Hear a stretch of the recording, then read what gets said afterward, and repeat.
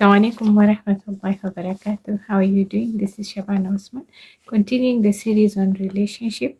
The last time when we spoke, I was telling you about the aspect of you in the relationship and how critical you are. So I explained to you how you identify yourself based on your capability. So I want to continue that and explain to you further why you are a critical aspect of your relationship. So the reality of the matter is this: we ourselves, how do we gauge ourselves? If today I asked you, who are you? Most often than not, what do? We identify ourselves.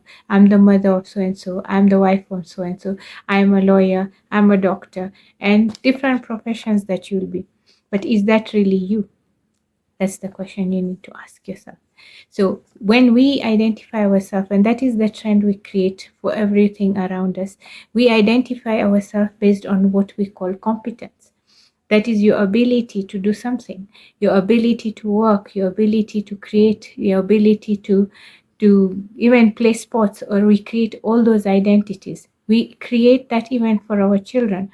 Our children learn to identify by themselves by virtue of how their grades are, how did they perform in sports, or how are they relating in performance based on whether the sports they engage in, whether it's hockey, whether it's football, or whatever they do.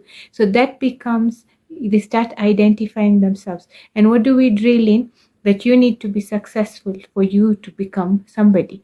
That's how people develop their identities. But is that really you?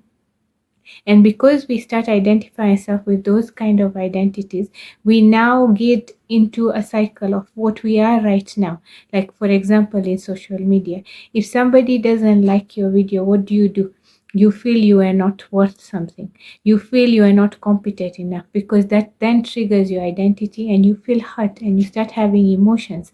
And there are even cases where people commit suicide just because they didn't have likes.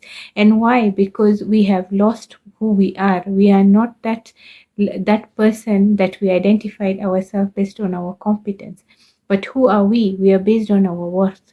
But our worth comes from what? What we feel, and how do we relate to our feelings. So it's very important that you discover who you are.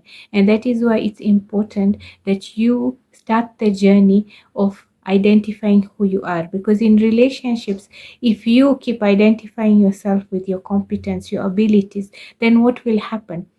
You will enter that relationship, whether it's parenting, whether it's marriage, whether it's even in your work. What will you do? You'll keep identifying yourself with how is it my children treat me, who am I when my children are not disciplined, who am I when my marriage is not working out, who am I when my friends and my colleagues feel my work is not good enough, who am I when my career is falling apart.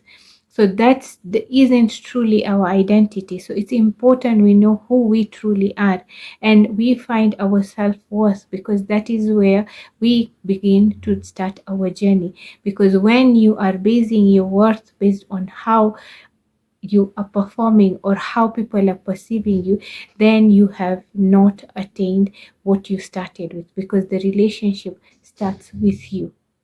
So you can join and enroll in our program, and inshallah we can study the journey and we can help you, coach you, so that you start the journey with yourself, with the help of Allah. And once you know how to manage you will learn how to manage others, and you will be able to, more than anything else, relate to Allah. And we use the Quranic science of the nafs, which enables you understand, because the one who knows you is truly Allah subhanahu wa ta'ala. So start the journey with us and embrace the opportunity and enroll for the relationship course that is coming. Assalamu alaikum.